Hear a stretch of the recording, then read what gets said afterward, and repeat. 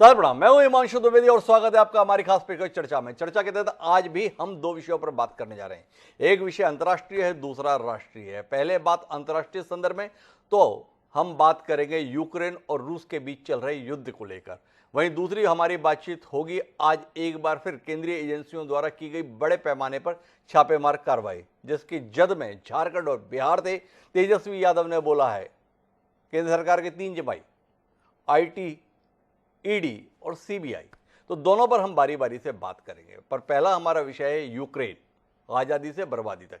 Ukraine के इतिहास में 2 तारीखें बड़ी महत्वपूर्ण हैं, एक 24 अगस्त और दूसरी 24 फरवरी। 24 अगस्त 1991 को यूक्रेन सोवियत संघ के बिखराव के बाद एक स्वतंत्र देश के तौर पर अस्तित्व में आया था। अर्थात आज का दिन यूक्रेन का आज़ादी का दिन है, स्वतंत्रता दिवस है। वहीं 24 फरवरी 2022 को यूक्रेन पर उसके पड़ोसी मुल्क रूस के द्वारा हमला किया गया और वो हमले का सिलसिला अभी तक जारी है। जब रूस ने यूक्रेन पर हमला किया था तो तमाम सैन्य विशेषज्ञ मानते थे कि ये हमला महज औपचारिक है, कुल मिलाकर इसमें ज़्यादा कोई लड़ाई वड़ाई होनी नहीं है, बामुश्किल 1 हफ्ते से 10 दिन का समय लगेगा और रूस यूक्रेन को दबोच लेगा।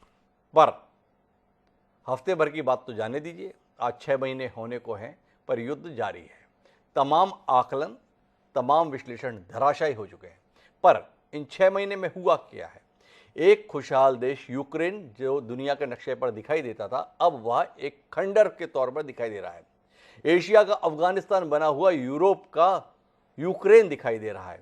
यूक्रेन के राष्ट्रपति जेलेंस्की अभी भी सोशल मीडिया के माध्यम से दहाड़ते दिखाई देते हैं, लेकिन एक एक करके अपनी इंच दर इंच रूस के हवाले करते जा रहे हैं। जिस रूस का यूक्रेन पर कब्जे की बात करें तो कुल 7% भूभाग पर कब्जा था 24 फरवरी से पहले। क्रीमिया को यूक्रेन से छीनकर रूस में मिलाने का काम 2014 में पुतिन ने किया था। आज वो 7% से बढ़कर तकरीबन 22% तक पहुंच गया है। कुल मिलाकर क्या हासिल हो रहा है और क्या गंवाया जा रहा है? एक तरफ पश्चिमी मीडिया है, एक तरफ पश्चिम देश है जिसमें अमेरिका समेत तमाम देश हैं जो बता रहे हैं कि यूक्रेन बहुत बहादुरी से लड़ रहा है, रूस के दांत खट्टे कर रहा है। वहीं दूसरी तरफ दिखाई ये भी दे रहा है कि शनै शनै शनै शनै एक देश के तौर पर यूक्रेन खत्म हो रहा है। तो आज मौका है यूक्रेन की आज़ादी के मौके पर कि 6 महीने का हम एक बार पोस्टमार्टम करें। 2 विशेषज्ञ हमारे साथ इस चर्चा का हिस्सा बनने के लिए मौजूद हैं, उनसे आपका परिचय कराएं और अंतर्राष्ट्रीय मसले पर कुछ गंभीर विमर्श करें। उससे पहले समय है आज के विचार सूत्र का। हमारा आज का विचार सूत्र महान तेलुगु विचारक का दिया हुआ है। 16वीं सदी में ये विचारक हुए थे वेनम। उनके द्वारा कहा गया चेप वच्चू बनलू सेव टू कस्टमो, अर्थात काम कहना तो आसान है, करना बहुत कठिन है। वेमना के द्वारा जो ये बात कही गई थी वो बात अमल में दिख रही है। युद्ध के संदर्भ और जीतने के संदर्भ में जितने भी दावे कर लिए जाएं, पर इसे करना और जीतना दोनों ही बेहद कठिन है। ये रूस यूक्रेन के युद्ध के संदर्भ में दिखाई दे रहा है। इसे जहन में रखते हुए अपनी चर्चा को आगे बढ़ाते हैं, जिसका हिस्सा बनने के लिए हमारे साथ 2 खास मेहमान हैं। हमारे साथ रक्षा विशेषज्ञ के तौर पर पूर्व सेवानिवृत्त लेफ्टिनेंट कर्नल JS सोडी साहब खासतौर पर मौजूद हैं और साथ ही विदेशी मामलों के जानकार रोविंद्र सचदेव साहब हमारे साथ जुड़ चुके हैं। आप दोनों का स्वागत है। चर्चा की शुरुआत मैं सोडी साहब से करना चाहता हूं और बतौर सैन्य विशेषज्ञ उनसे समझना चाहता हूं। सोडी साहब भी कई आकलन के साथ हमारे साथ इस मसले पर चर्चा में पहले भी जुड़े हैं। उनका मानना था उस समय पर कि युद्ध शायद 9 मई को तो खत्म हो ही जाएगा, किसी न किसी मुकाम पर पहुंच ही जाएगा। पर सोडी साहब, आप समेत तमाम लोगों के आकलन एक तरफ है। लोग बोलते थे कि रूस लड़ नहीं सकता, इतनी लंबी लड़ाई लड़ना उसकी आर्थिक स्थिति के लिए संभव नहीं है। यूक्रेन के संदर्भ में लगता था उसके पास इतना सैन्य बल नहीं है कि रूस जैसी ताकत का मुकाबला बहुत समय तक कर पाए। पर सारे आकलन ध्वस्त हैं, युद्ध जारी है। आपका आकलन अब क्या है?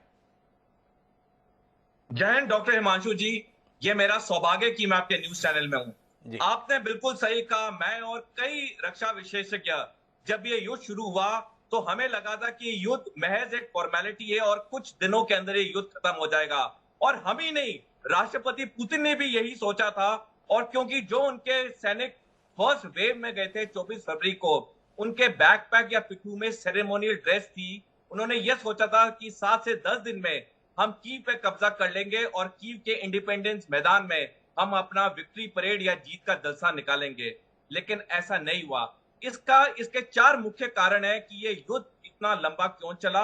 और ये युद्ध अगर देखा जाए तो आपने सही कहा कि रूस ने 22% जमीन हासिल कर ली है, लेकिन रूस ने काफी गवाया भी है इस 6 महीने में।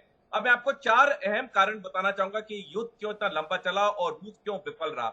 सबसे पहला, रूस ने जिस वक्त पे यूक्रेन में हमला बोला, वो 24 फरवरी का टाइम था। उस वक्त ईस्टर्न यूरोप में बहुत सर्दी होती है, बर्फ जमी होती है, जिसकी वजह से रूस के जो टैंक थे और बख्तरबंद गाड़ियां थी, वो खुले मैदान का इस्तेमाल नहीं कर सकी, उन्हें रोड पे चलना पड़ा और इसका फायदा यूक्रेनी सेना ने उठाया और उन्हें चुन चुन के मारा। टैंक या बख्तरबंद गाड़ियों का सबसे सैनिक फायदा तब होता है जब उनके पास खुला मैदान हो, ताकि वो मैनूवर कर पाए। दूसरा कारण ये युद्ध का इतना लंबा चलना ये था कि हमारी सैनिक पढ़ाई में सिखाया जाता है कि अगर आप आक्रमण करते हैं किसी देश पे या किसी पोस्ट पे, तो जो सैनिक की नफरी होती है वो 3:1 होनी चाहिए।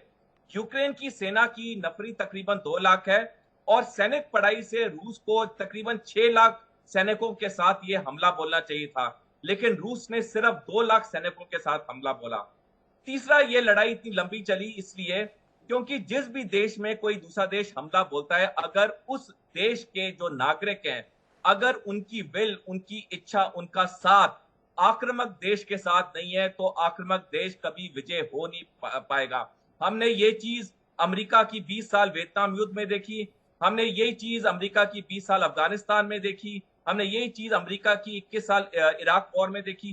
तो जब ये सारी चीजें हम देखते हैं, तो ये युद्ध लंबा चला क्योंकि 70% यूक्रेन की आबादी रूस के खिलाफ थी। और आखिरी कारण इस युद्ध का लंबा चलना ये है कि ये युद्ध बिल्कुल पुतिन के प्लान के मुताबिक नहीं चला, जिसकी वजह से 2 बारी पुतिन को अपना यूक्रेन का थिएटर कमांडर चेंज करना पड़ा और आज रूस की सेना का यूक्रेन में 3रा थिएटर कमांडर है। तो ये जब हमें 4 महत्वपूर्ण रीजंस देखते हैं, तो हमें ये क्लियर हो जाता है कि ये युद्ध बहुत लंबा चला और इसमें रूस की विफलता रही। पर मैं आपसे समझना चाहूंगा, मैं रोबिन जी के पास जाऊं उससे पहले, क्या वाकई रूस इतना विफल रहा? रूस के संदर्भ में आपने ही हमें बताया था कि उसे 12 जो है बंदरगाह इसके कारण से उपलब्ध हो गया, जो रूस के पास पहले नहीं था। दूसरा, दुनिया के तमाम मुल्क रूस को रोकने के लिए यूक्रेन को चारा बनाकर इस्तेमाल कर रहे हैं। यूक्रेन दिन ब दिन तबाह हो रहा है। खबरें भले ही मीडिया में आती रहेंगी, रूस का ये नुकसान वो नुकसान, पर साथ ही खबरें आती है कि ये शहर बर्बाद हो गया, ये शहर बर्बाद हो गया, ये इस इलाके पर रूस का कब्जा हो गया। कुल मिलाकर सोडी साहब, आपको नहीं लगता है कि पश्चिमी देशों ने, खासतौर पर अमेरिका और इंग्लैंड ने, यूक्रेन को बेवकूफ़ बनाकर रूस के हाथों बर्बाद करा दिया है और कुल मिलाकर एक हंसता खेलता देश शनै शनै बर्बादी की ओर और आगे बढ़ता जा रहा है? डॉक्टर हिमांशु जी, मैं आपका ये जो प्रश्न को 2 सब प्रश्न में आंसर करूंगा। सबसे पहला कि अमेरिका का रोल, आपने सही कहा, अमेरिका ने और नाटो देशों ने यूक्रेन का एक बेवकूफ बना के उन्होंने ये युद्ध करवाया जो इतना लंबा चला। इससे अमेरिका को 2 मुख्य फायदे हैं। पहला फायदा यह है कि अमेरिका का दशकों पुराना सपना, दुनिया में एकमात्र सुपर पावर बनने का, वो उसको इस लंबे युद्ध में साकार होते हुए दिखता है, क्योंकि जितना ये युद्ध लंबा चलता है उतना रूस आर्थिक तरीके से कमजोर होता है। रोज तकरीबन $800 मिलियन का खर्चा रूस का आ रहा है यूक्रेन लड़ाई में। और दूसरा, अमेरिका की जो आर्म्स इंडस्ट्री है, दुनिया के 10 सबसे बड़े आर्म्स मैन्युफैक्चरिंग कंपनियों में से 6 अमेरिका में स्थित हैं। जब से ये रूस यूक्रेन युद्ध शुरू हुआ है, इनकी 6 आर्म्स कंपनियों की सेल बहुत बढ़ गई है। और ये जो आर्म्स कंपनी है अमेरिका में, वो अमेरिका की 1.5 से 2% जीडीपी को कंट्रीब्यूट करती हैं। अब मैं आपके दूसरे प्रश्न पे आता हूं कि हाँ, रूस ने हासिल किया, रूस ने जमीन बढ़ा ली, 22% कर ली। रूस ने सबसे बड़ी चीज, रूस ने ब्लैक सी पे कब्जा कर लिया, क्योंकि अगर हम रूस का नक्शा देखें, रूस के उत्तर में आर्कटिक ओशन है जो कि साल में से 9 महीना बर्फ में जमा रहता है, और 2 सागर हैं, बाल्टिक सागर और काला सागर। बाल्टिक सागर में से 10% रूस का व्यापार होता है और काला सागर में से, ब्लैक सी में से 90% रूस का व्यापार होता है। तो इस युद्ध में रूस ने जरूर काला सागर पे पूरा कंट्रोल कर लिया, लेकिन ये 6 महीने की युद्ध इतनी लंबी नहीं चलनी चाहिए थी अगर इनकी प्लानिंग सही होती, क्योंकि डॉनबास के इलाके में तो इनकी सेना अनौपचारिक तौर पे तो 24 फरवरी से पहले ही तैनात थी। इन्होंने अगर सिर्फ डॉनबास एरिया पे कंसंट्रेट किया होता, ये युद्ध महज 10 से 15 दिन चलता, लेकिन पुतिन में लालच आ गया था। उन्होंने सोचा कि मैं कीव पे कब्जा कर लूंगा, और वो हुआ नहीं, और ये युद्ध उसी कारण से ये 6 महीने लंबा चल गया। तो लुहांस्क और डोनबास तक अगर केंद्रित रखते तो शायद कहानी कुछ और होती। पुतिन कीव पर कब्जा करना चाहे, गलत समय पर करना चाहे, गलत तरीके से करना चाहे, और इस कारण से ये हालात दिख रहे हैं। इस आकलन के साथ थोड़ी साहब हैं, लेकिन मैं रविंद्र सचदेव साहब के पास आना चाहता हूं और अंतर्राष्ट्रीय स्थिति पर बात करना चाहता हूं। क्या सचदेव साहब, आपको नहीं लगता है कि शुरुआत में दुनिया के तमाम देश, जिसमें अमेरिका और नाटो देश शामिल थे, बड़े हवा भरे जेलेंस्की को, हम साथ हैं, हम तुम्हारे लिए हैं, प्रतिबंध का लगातार सिलसिला बनाया, पर अब देखने में आ रहे हैं सब रूस से व्यापार कर रहे हैं, बढ़िया तेल खरीद रहे हैं, बढ़िया गैस खरीद रहे हैं।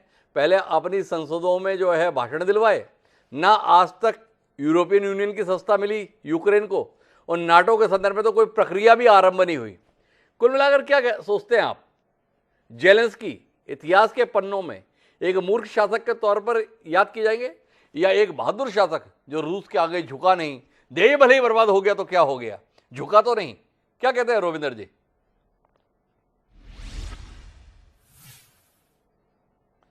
शायद आपका म्यूट दबा हुआ है रविंदर जी, उसे अनम्यूट कर देंगे।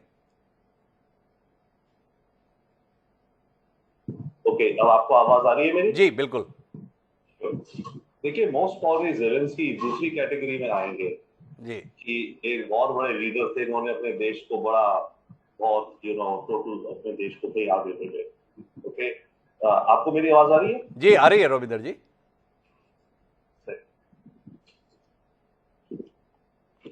Just a moment. ओके जी रविंदर जी, आप बोलिए ना, आपकी आवाज पूरी तरीके से सुनाई दे रही है। मेरे को आपकी आवाज नहीं आ रही। मैं अपनी पीसीआर टीम से बोलता हूं कि वापस रविंदर जी को कनेक्ट करने की कोशिश करें। मैं तब तक सोढ़ी साहब से ही विस्तार देना चाहूंगा इसको, और मैं जानना ये चाहता हूं सोढ़ी साहब, युद्ध अब लड़ा किस लिए जा रहा है, कौन क्या चाह रहा है?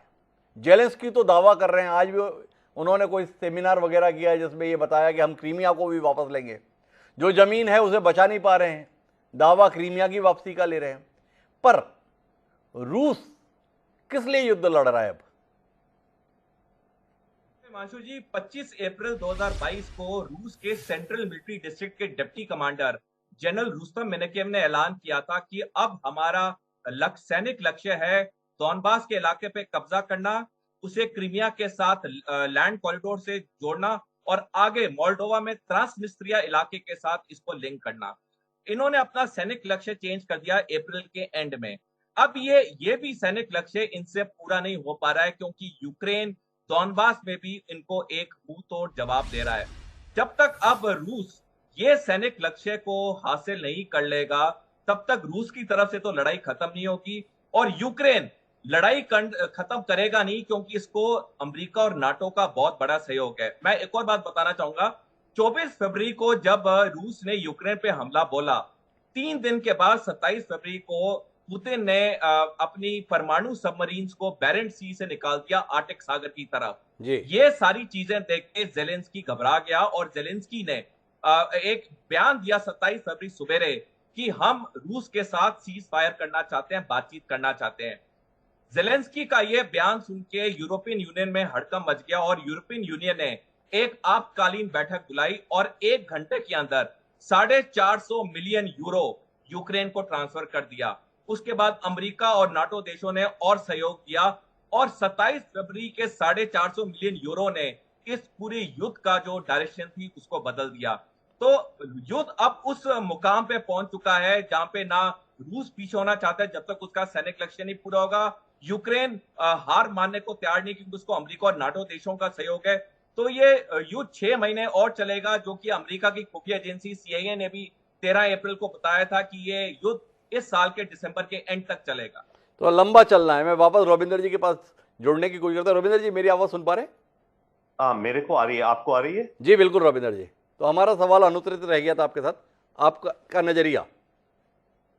आपका क्वेश्चन था कि जेलेंस्की मूर्ख लीडर माना जाएगा या ब्रेव लीडर। मेरे विचार से शायद हिस्ट्री इसको ब्रेव लीडर की तरह से ट्रीट करेगी, चाहे कि हालांकि इसने जो करा है मेरे विचार से तो कुछ हद तक मूर्खता का भी काम करा है, पर वो अलग रखिए।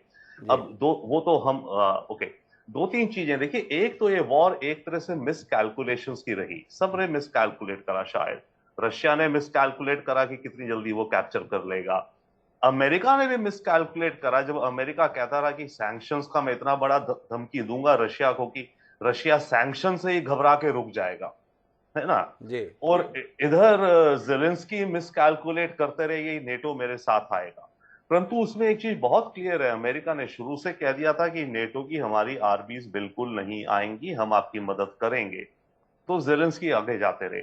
बट इसमें एक दो चीजें निकल के आई हैं, आई थिंक अभी आप वो बात भी ला रहे थे जी। इसमें एक चीज अनफॉर्चुनेटली ये निकल के आई कि रशिया की जो छवि थी या जो असलियत थी, वो रशिया असल में उतना पावरफुल नहीं था, वन।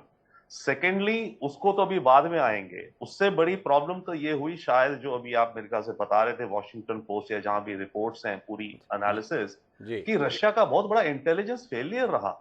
जी। ओके, रशियन इंटेलिजेंस को अपने ही बगल में अपने पुराने प्रोविंस को नहीं उनको पता इंटेलिजेंस।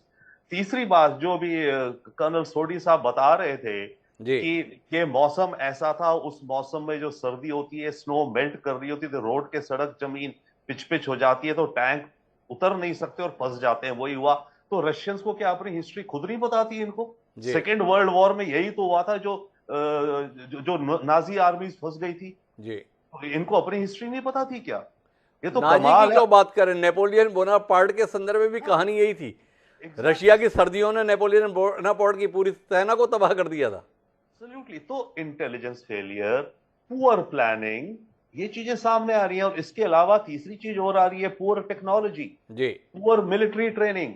रशिया के जो टैंक्स या जो इनके ट्रक्स बहुत सारे फंसे, वो इस कारण और फंसे अपेरेंटली, इन्होंने ट्रक्स में जो टायर्स लगाए हैं, जो बड़े बड़े टायर्स, अब मैं वेरी नट्स एंड बोल्ट्स की बात कर रहा हूं, मिलिट्री रीजंस की मे बी, तो वो टायर्स पहले शायद ये वेस्टर्न कंपनी से अच्छे महंगे खरीदते थे, फिर उन्हें शायद चाइनीज या सस्ते खरीदे।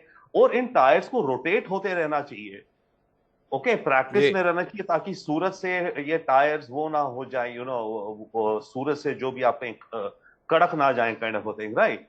तो लैक ऑफ मेंटेनेंस, कोई मेंटेनेंस नहीं रही रशियन आर्मी में, ट्रेनिंग्स नहीं रही। तो ये तो एक रशिया की बहुत बड़ी वीकनेस है। ये तो वीकनेस है। पर रविंद्र जी, मैं थोड़ा अंतर्राष्ट्रीय मसले पर जानना चाहता हूं और आपसे ये समझना चाहता हूं, दुनिया की राजनीति के संदर्भ में क्या वाकई पश्चिमी देश, नाटो देश, रूस के संदर्भ में अपने नाते बिल्कुल तोड़ लिए, या आप ये देख पा रहे हैं कि दोहरा चरित्र है, अमेरिका अपनी सियासत के तहत रूस के खिलाफ रुख अपनाए हुए है, लेकिन यूरोप के जो देश हैं, जिनके व्यापार, जिनके हित रूस के साथ जुड़े हुए हैं, वो पीछे दरवाजे से अपने हितों को सुरक्षित रखने के लिए कमोबेश पुराने रास्ते पर चल निकले। गैस खरीद रहे हैं, तेल खरीद रहे हैं, अपना संवाद रखे हुए हैं। क्या कहते हैं? थोड़ा रखे हुए हैं, जितना जरूरी है वो रखे हुए हैं, पर लॉन्ग टर्म में रशिया को ये काट रहे हैं जी। जर्मनी अभी गैस इंपोर्ट कर रहा है, राइट, क्योंकि जर्मनी पे कोई रास्ता नहीं, पर जर्मनी ने करीब $6 बिलियन लगा दिए नया एलएनजी टर्मिनल। देखिए, गैस जो आती है रशिया से पाइप से आती थी, राइट जी। अब जर्मनी को अगर कहीं और से इंपोर्ट करनी है तो उसे शिप से इंपोर्ट करनी है, जिसके लिए आपको टर्मिनल चाहिए। जर्मनी में कोई टर्मिनल नहीं था।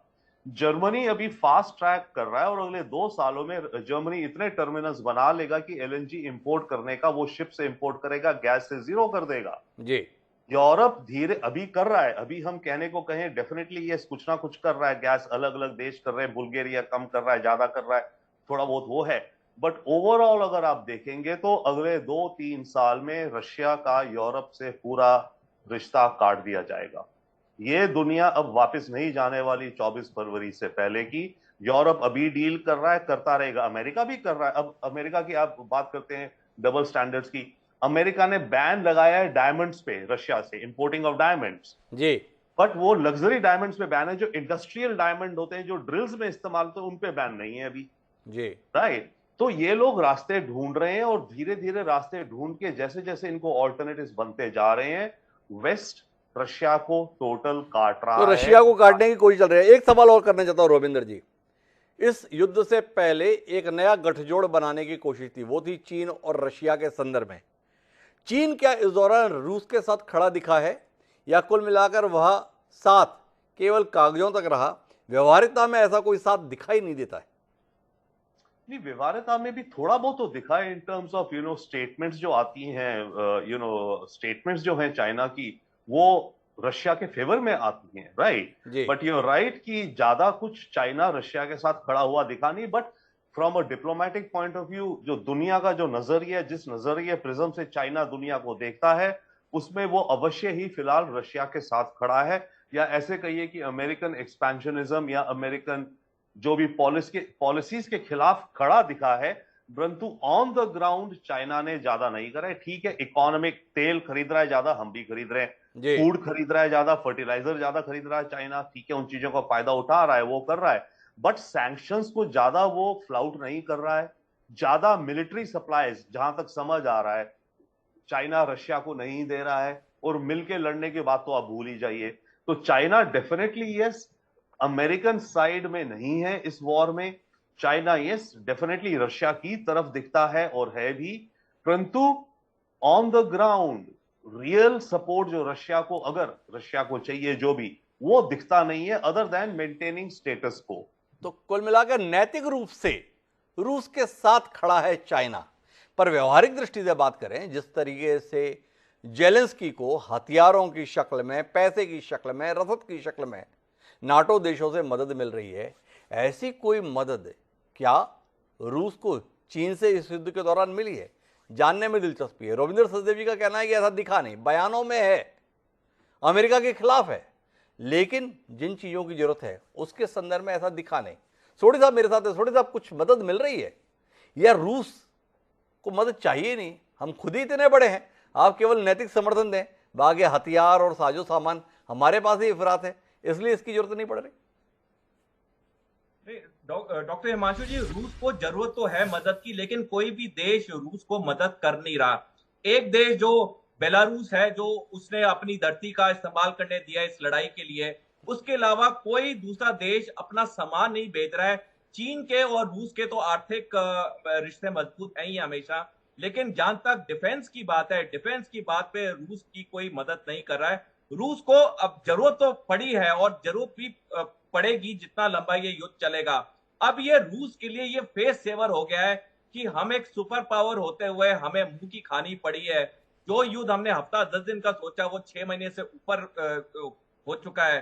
तो रूस को मदद तो चाहिए, लेकिन कोई देश उसको अपने डिफेंस। छोटे साहब, मैं एक बात जानना चाहूंगा, आप बोल रहे मुंह की खानी पड़ी है। 20 साल वियतनाम में लड़ा अमेरिका, इसके बावजूद भी सुपर पावर है। अफगानिस्तान से दुम दबाकर वापस आ गया अमेरिका और उन्हीं तालिबानियों के खिलाफ लड़ाई लड़ रहा था, उनके हाथ में ही सत्ता सौंप कर आ गया। तो अभी सब मान रहे हैं अमेरिका सुपर पावर है।